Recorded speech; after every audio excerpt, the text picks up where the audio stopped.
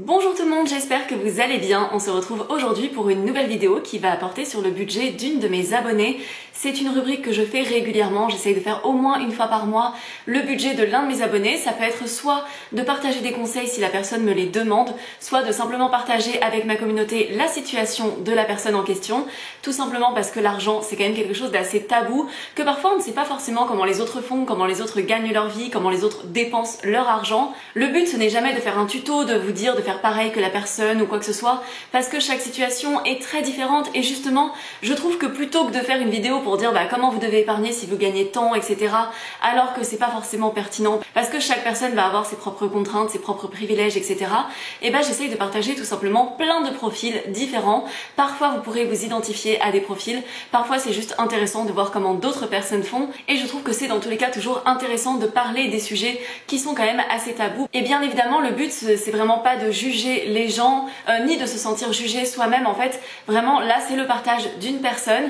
Merci de rester bienveillant dans les commentaires, ce n'est jamais facile d'exposer son budget. Les personnes qui me partagent leur budget ont généralement tendance à lire les commentaires, donc merci de rester très bienveillant en commentaire. Nous allons pouvoir passer à la vidéo.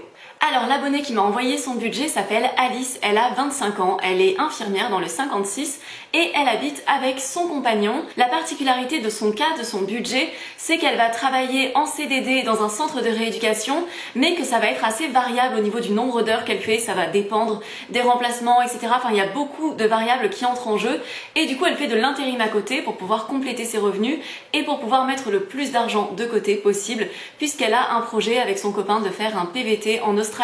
Alors si j'ai bien compris, c'est en gros aller en Australie pour travailler et voyager à la fois. Enfin, dites-moi dans les commentaires si vous c'est quelque chose que vous avez déjà fait, ce que vous envisageriez de faire, et n'hésitez pas à m'en dire plus sur le sujet parce que je suis assez peu renseignée sur cette partie-là. Et donc au niveau de la variabilité des revenus, par exemple en janvier elle n'a gagné que 750 € avec le centre de rééducation. Du coup elle a complété avec de l'intérim, ce qui lui a rapporté à peu près 830 € de plus et ça lui a donné un salaire à environ 1600 € pour le mois. Parce que si elle n'avait pas fait d'intérim, ça aurait été assez difficile de payer toutes ses charges. Et par exemple au mois de mai, c'est l'un des mois où elle a le plus gagné puisqu'elle a gagné 3100 € au centre de rééducation et qu'elle a quand même complété avec de l'intérim pour 675 €, ce qui lui a permis de gagner dans les environs de 3800 €. Donc comme vous le voyez, ça peut vraiment passer du simple à plus du double. On peut passer d'un revenu qui est assez proche du SMIC finalement, puisque le SMIC est à environ 1400 € et là elle va avoir 1600 € pour ces mois où elle gagne le moins, à des revenus qui sont assez importants parce que gagner 3800 € par mois, surtout quand on a 25 ans, ça peut être assez élevé, c'est bien au-dessus de ce que gagne la moyenne des gens et le risque en fait quand on a des revenus variables comme ça, c'est de petit à petit caler son niveau de vie sur des revenus élevés et du coup ne pas être prêt au moment où ça descend. Et vous allez voir, elle a quand même vraiment bien géré son budget, mais donc j'ai fait une petite moyenne approximative de ses revenus. On est à environ 2250 € par mois avec le centre de rééducation en lissant sur les mois où il y a beaucoup moins et les mois où il y a beaucoup plus, et environ 650 € d'intérim par mois, ce qui lui donne 2900 € net par mois, ce qui reste un très bon salaire, mais c'est pas forcément pareil que 3800 €. Donc c'est bien de savoir combien on gagne réellement quand on a des revenus variables. C'est aussi valable quand on est auto-entrepreneur. J'ai vu des gens autour de moi qui font le même métier que moi, qui se sont habitués parfois à certains mois, parce qu'il y a des périodes où pendant plusieurs mois c'est un peu l'euphorie, on gagne beaucoup d'argent et on peut s'habituer à ces revenus là, parce que quand ça fait 3, 4, 5 mois qu'on gagne ces revenus, on a l'impression que ce sont nos nouveaux revenus, et au moment où ça redescend, parce qu'il y a des phases où ça redescend, on peut ne pas forcément être prêt et d'un coup se sentir frustré, avoir l'impression d'être plus pauvre qu'avant, etc. Donc dans la gestion de l'argent, le fait d'avoir conscience des choses, le fait de voir où on en est réellement, c'est un énorme bonus qui va nous donner beaucoup de visibilité sur notre budget et qui peut faire toute la différence. Nous avons parlé des revenus, on va maintenant parler des dépenses. Je m'aide de mon petit cahier comme d'habitude parce que je ne retiens pas forcément tous les chiffres par cœur. Donc elle va envoyer déjà comme première dépense fixe 700 € tous les mois sur son compte joint avec son compagnon. En fait ils vont payer en commun tout ce qui est loyer, donc ça leur coûte 694 € de loyer par mois. Il y en a pour 35 € pour la consommation d'eau, 70 € pour l'électricité. Je trouve que c'est très raisonnable pour deux personnes. Ensuite pour les courses, ils vont en avoir en moyenne pour 300 € pour deux, sachant que quand elle travaille de nuit, elle a un repas gratuit donc elle en profite. et dans le cas de son copain, il arrive parfois qu'il a un repas fourni par l'entreprise. Ça peut vraiment faire la différence aussi sur le budget alimentaire, parce que parfois je vais avoir des gens qui vont dire mais ton budget il est énorme pour l'alimentation, ton budget il est vraiment petit, moi je dépense tant, mais parfois dans ce que chacun dépense, il va y avoir des variables en fait. Parfois on va compter son budget alimentaire mais on oublie que les enfants vont à la cantine et on va pas forcément compter ça dans le budget alimentaire. Parfois on va compter l'alimentation par personne sans forcément prendre en compte les caractéristiques de chacun. Parce que par exemple un adulte qui fait beaucoup de sport va peut-être manger pour plus cher qu'un enfant de 2 ans, ou peut-être qu'on aura un enfant de 2 ans qui est allergique à des choses et donc ça va coûter beaucoup plus cher de composer son assiette. Enfin, on a tous des besoins différents, c'est pas forcément pertinent de se comparer sur le budget alimentaire des autres. On peut simplement voir si d'autres personnes avec un profil similaire au nôtre arrivent à s'en sortir avec un tel budget et voir ce que l'on pourrait faire pour s'en rapprocher si on aimerait diminuer son budget alimentation. Mais voilà, l'alimentation ça peut jamais être pareil pour tout le monde, on n'a pas les mêmes besoins, etc. Donc toujours avec le conjoint, ils vont payer leur box internet 30,99 €. Et ensuite, ils vont avoir leur budget resto et loisirs. Et ça va être selon ce qu'il reste sur le compte joint. Ils vont un petit peu adapter. Et donc, pour tout ça, ça lui fait le virement dont je vous ai parlé de 700 € par mois qui va sur ce compte joint. Donc, sur lequel son conjoint envoie pareil. Donc, j'imagine qu'ils sont sur du 50-50 sur les dépenses communes. Et après, ils vont avoir leurs dépenses personnelles. Ça ressemble pas mal à ce que l'on fait avec mon conjoint.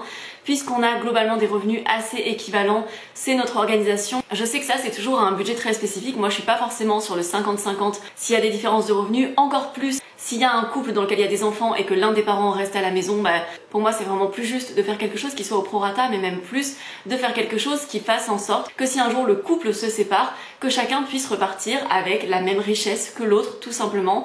Si par exemple on a passé 15 ans avec quelqu'un, généralement on a contribué d'une manière ou d'une autre à l'enrichissement de l'autre. Si on a été au foyer par exemple et qu'on a fait à manger, qu'on s'est occupé des enfants, qu'on a fait économiser beaucoup d'argent à l'autre sur ces points-là et que l'autre a pu construire sa carrière pendant ce temps-là tout en n'ayant pas toute cette charge mentale, en fait à mes yeux il est normal que ce soit partagé. Mais après c'est pareil, c'est toujours un sujet très délicat, ça va dépendre aussi, ça peut dépendre quand on est une famille qui se recompose. Il y a aussi quand on est en couple depuis pas très longtemps, on va pas forcément dès le début mettre un prorata, ça dépend à partir de quel moment on considère que les choses sont vraiment sérieuses, qu'on veut s'investir dans des projets ensemble, ce genre de choses, enfin voilà. Mais faites attention à vous et je pense bien évidemment aux femmes de ma communauté puisque je reçois très souvent des commentaires de femmes qui ont un certain âge, qui parfois ont eu des accidents de vie, qui ont pu perdre leur mari, qui ont pu divorcer, etc. Et bien souvent les femmes peuvent se retrouver bien plus en difficulté que les hommes. Ça veut pas dire qu'il n'y a pas d'hommes qui parfois se retrouvent en difficulté après une séparation, c'est pas ce que je dis, c'est juste que statistiquement c'est plus souvent les femmes, donc faites attention à vous globalement. Je vous recommande si jamais vous n'êtes pas marié de faire en sorte de constituer votre épargne, de vous protéger, de ne pas être dans la situation où vous payez les courses par exemple et l'autre personne paye le crédit immobilier, ou en gros la situation où il y en a un qui paye des choses importantes qui auront de la valeur plus tard en cas de séparation si on a besoin de le revendre, et l'autre personne qui paye des choses consommables du quotidien qui ne laisse pas de traces. Il y a un excellent podcast sur le sujet qui s'appelle Rends l'argent, il me semble. Enfin, je vous le mettrai dans tous les cas en barre d'infos si vous avez envie d'aller voir ça. Parce que je trouve que ça c'est très important et que c'est important de penser à son avenir aussi. C'était pas forcément concernant Alice que je disais ça, c'était simplement en général. Je pense que c'est toujours bien de le rappeler. En assurance voiture, elle dépense 53,82 € par mois. Ensuite en mutuelle, elle va dépenser 34,96 €. Elle est chez Harmonie Mutuelle. Elle m'a dit que pour l'instant elle bénéficiait toujours du tarif jeune, d'où le fait que ce soit pas hyper élevé non plus. Et elle a pris une option Globetrotter il me semble, puisqu'elle a prévu de voyager. En frais bancaires, elle paye 3 € par mois et elle a pris une carte jeune chez le Crédit Agricole qui lui revenait moins cher que son ancienne banque. Ce qui l'intéressait dans cette carte, c'était le fait qu'il n'y avait aucun frais à l'étranger, ce qui était intéressant pour, encore une fois, la situation qu'elle souhaite avoir prochainement. En tout cas, c'est très bien qu'elle ait changé sur ça, qu'elle ait cherché à grappiller quelques euros parce que c'est souvent sur des dépenses comme ça que l'on va faire de grosses économies sur le long terme, sur les abonnements, sur les frais bancaires. On n'est pas forcément obligé d'être sur des choses à 0 €. C'est vrai que par exemple, moi pour les frais bancaires, je vais être à 0 € parce que je suis dans une banque en ligne et que ça me convient, mais ça va dépendre du profil de chacun, de ce que l'on veut faire avec son argent, de ce que l'on attend de sa banque. Mais c'est vrai que parfois ça peut représenter des sommes assez importantes, notamment quand on n'a pas vraiment renégocié ses prix depuis longtemps, parce que avant c'est vrai que souvent ça coûtait plus cher qu'aujourd'hui où on peut trouver quand même beaucoup de prix assez intéressants. Mais c'est vrai que moi dès que j'ai passé les 26 ans je crois, Chez ma banque, je payais à la base 1 euro par mois jusqu'à 26 ans. C'est passé à quelque chose comme 9 euros par mois. J'avais pas envie de dépenser cette somme-là tous les mois parce que ça représente une centaine d'euros sur l'année pour quelque chose qui ne m'apportait rien de particulier. Donc j'ai choisi de le résilier et donc là j'ai 28 ans, ça veut dire que j'ai économisé 200 euros pour quelque chose qui n'a rien changé à ma vie. Ensuite, pour les impôts, ils sont prélevés à la source, mais là elle va devoir compléter un petit peu puisqu'elle va devoir donner 1261 euros entre septembre et décembre. Donc à ce moment-là, ça va représenter 315,25 euros par mois. Mais là, du coup, je l'ai lissé sur l'année pour que ce soit plus pertinent dans le budget global. Ça représente 105,08 euros par mois si on divise par 12 mois la somme qu'elle va devoir payer, même si le ressenti au moment où elle va devoir le payer, ce sera plus élevé évidemment. Mais voilà, j'aime bien sur les dépenses comme ça, qui n'arrivent qu'une fois dans l'année ou qui arrivent 2-3 fois dans l'année, toujours les mettre sur l'année, non pas pour faire mon budget du quotidien parce que ce serait pas pertinent, mais quand je fais mon budget global pour voir de combien d'argent j'ai besoin pour vivre, tout simplement, de comment j'organise mon budget, comment je planifie les choses pour l'avenir. Je trouve ça pertinent parce que parfois il y a des choses que l'on ne va pas forcément budgétiser et du coup ça fait qu'on épargne moins que ce qu'on avait prévu et qu'on comprend pas forcément pourquoi. En téléphonie, elle paye 7,80 € par mois pour 120 gigaoctets. Elle est chez Réglo Mobile, donc je crois que ça appartient à Leclerc. Je ne connaissais pas, mais c'est très intéressant en termes de prix, c'est moins cher que ce que je paye, donc je vais regarder. Moi actuellement je suis chez Bouygues et je paye quelque chose comme 11 € il me semble. Et je crois que j'ai un peu moins de gigas que ça. Après j'aime beaucoup la connexion de Bouygues, je trouve que ça marche très bien. Donc ça c'est toujours à voir selon ce qui passe bien chez nous, selon ce qui nous arrange, etc. Mais c'est vrai que c'est pareil sur les forfaits téléphoniques. Parfois on va payer 30-40 € par mois, parfois on va payer sa box aussi assez cher. Il y en a qui vont payer des box à 50 €, 60 €. Ce sont des choses qui peuvent faire d'énormes différences. En fait, ces petites dizaines d'euros accumulés dans le budget du quotidien, c'est souvent en les retirant et en faisant un petit peu un tri de ce qui nous sert vraiment et de ce qui nous sert pas forcément que l'on peut économiser tellement d'argent sur le long terme et ça peut vraiment faire des différences significatives au moment où on veut avoir un apport pour une maison par exemple, d'avoir fait des choix qui sur plusieurs années ont fini par représenter des milliers d'euros, voire des dizaines de milliers d'euros. Son budget essence va être variable par mois aussi, j'imagine que ça dépend selon l'endroit où elle travaille, etc., selon l'intérim qu'elle va faire ou pas. Elle en a entre 50 et 165 € par mois, donc j'ai lissé à peu près en moyenne à 100 € par mois pour l'essence. Au niveau des autres dépenses variables, il va y avoir son budget pour les vêtements et également des affaires qu'elle achète pour le voyage en Australie. Ça lui revient en moyenne à 100 € par mois.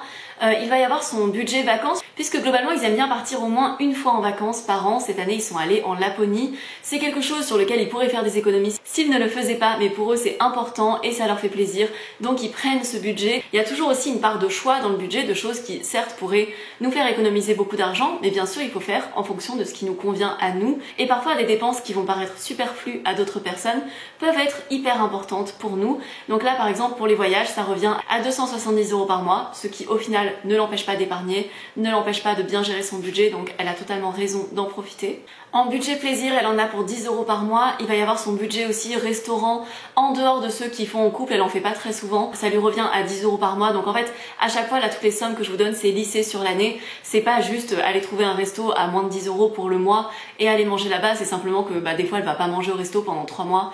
Et puis des fois, elle va dépenser 30 ou 40 €. Et c'est un peu comme ça que ça va s'équilibrer. En beauté, soins, ça va lui revenir à peu près à 3 € par mois. Je trouve ça très bien de le compter, même si c'est un petit budget, parce que c'est parfois les petites sommes comme ça que l'on oublie encore une fois, mais qui finalement sont importantes dans notre quotidien. Si ce sont des choses que l'on fait tout le temps, que l'on rachète quoi qu'il arrive, ça fait partie de notre budget.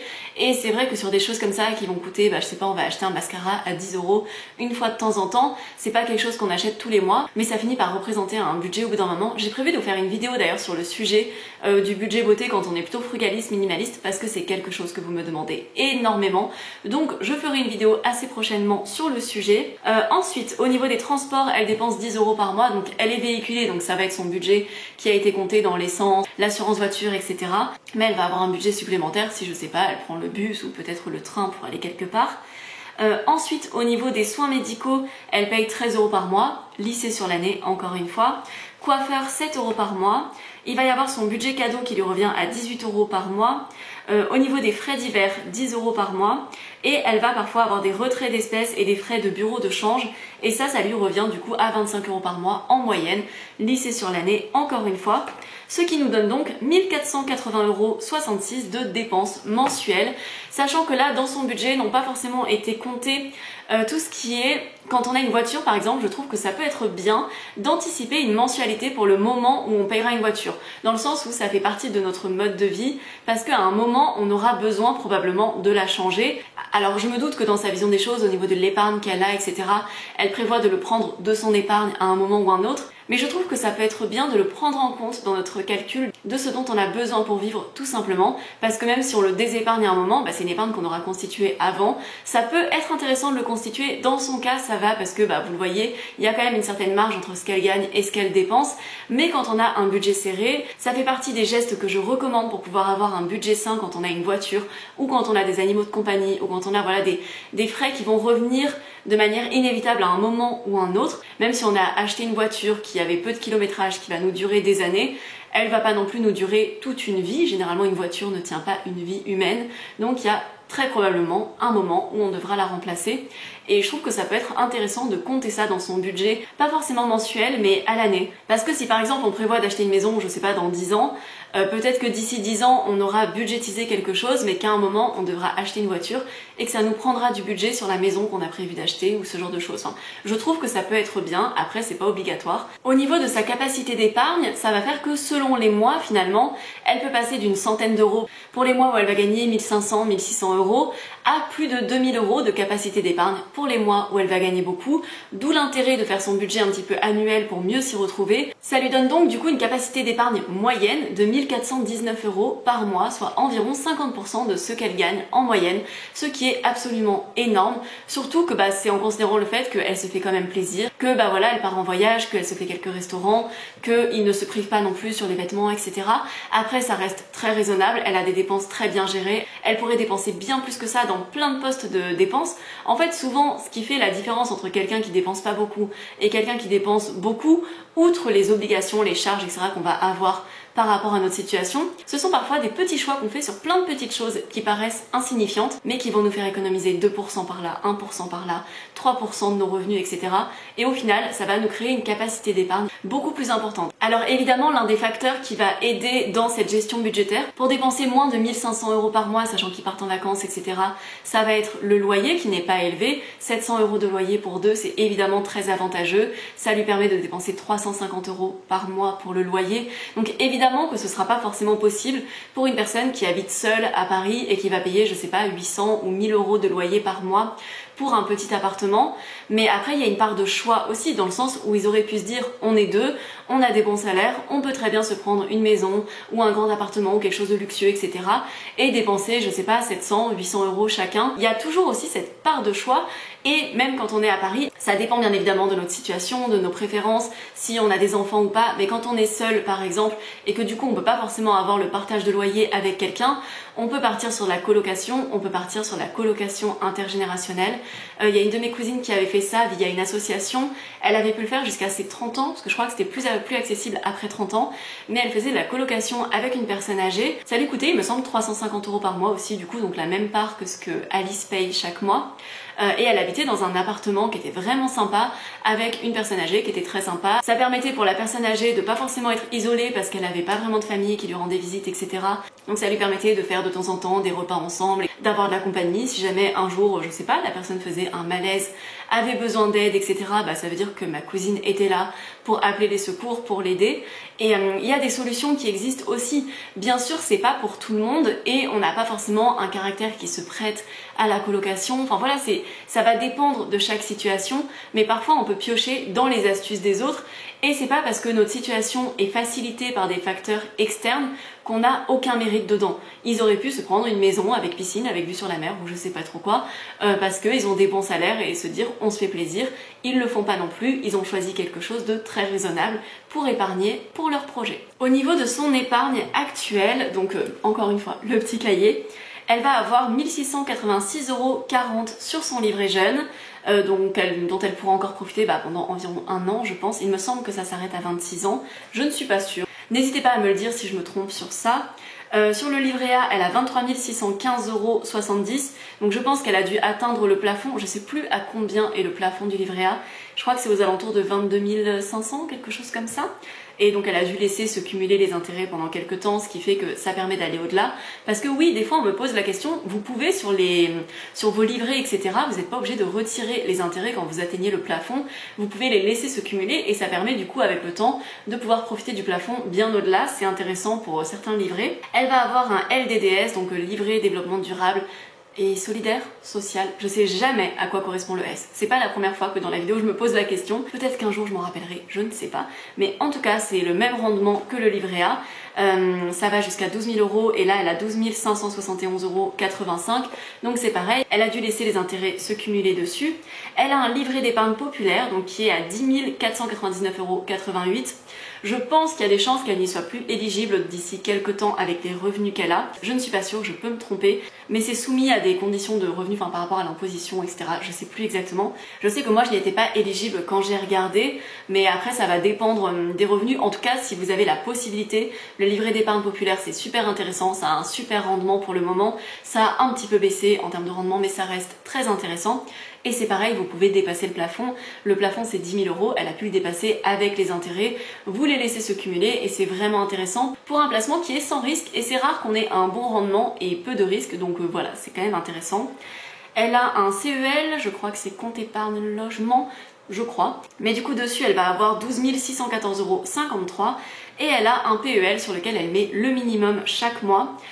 Et donc sur lequel elle a 1511,64 euros, ce qui lui fait un total de 62 500 euros tout rond d'épargne.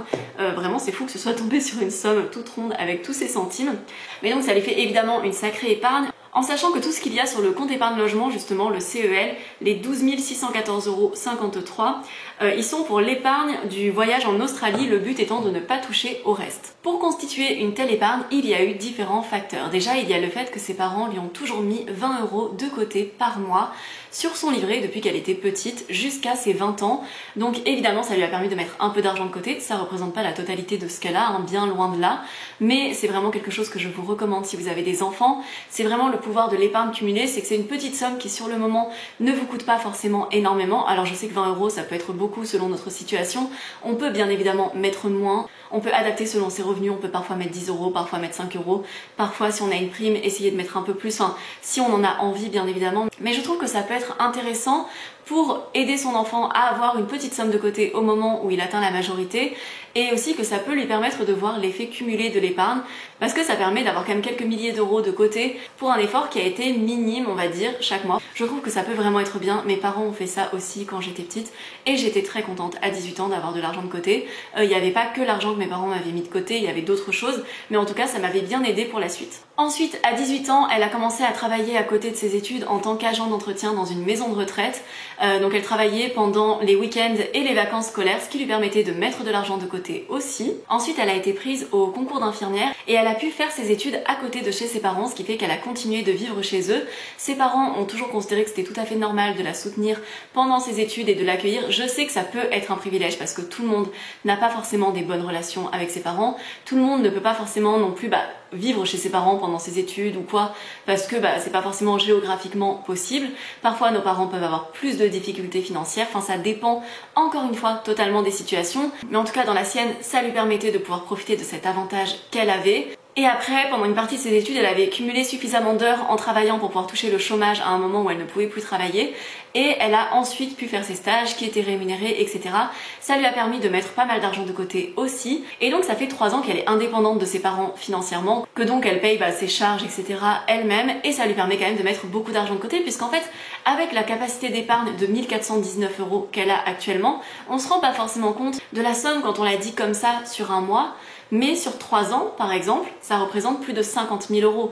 Et ça, c'est sans compter les intérêts composés, même si on va pas être sur de l'extrêmement rémunérateur, puisqu'on va être sur du 3%, 4% bientôt pour le LEP, je crois qu'il est à 5 actuellement, et qui va passer à 4% bientôt, ce qui reste assez intéressant pour un livret sans risque encore une fois. Mais ça lui permet, malgré tout, avec les intérêts composés, ça représente de l'argent en plus qui vient se cumuler. Là, tout ce qu'on voit qui dépasse des seuils de chacun des livrets, qui est au-delà du seuil de dépôt autorisé, c'est de l'argent qui s'est cumulé tout seul avec les intérêts tout simplement. Donc ça fait qu'elle a une capacité d'épargne qui peut représenter une belle somme. Parce que je sais que parfois, quand on met beaucoup d'argent l'argent de côté et qu'on est plutôt jeune, directement les gens vont avoir le réflexe de, au lieu de dire bah c'est bien pour la personne, etc., de dire merci papa, maman, alors que bien sûr que merci à ses parents, puisqu'il y a une part de l'éducation financière, il y a une part de moments où ils ont été là pour elle, ce qui lui a permis de mettre de l'argent de côté, il y a le fait qu'il lui ait mis une petite somme d'argent de côté tous les mois depuis qu'elle était petite, mais encore une fois, il y a une part de sa propre responsabilité à elle aussi, dans le fait qu'elle ait mis de l'argent de côté par elle-même, qu'elle aurait pu dépenser cet argent. Parfois, on peut tout simplement se dire,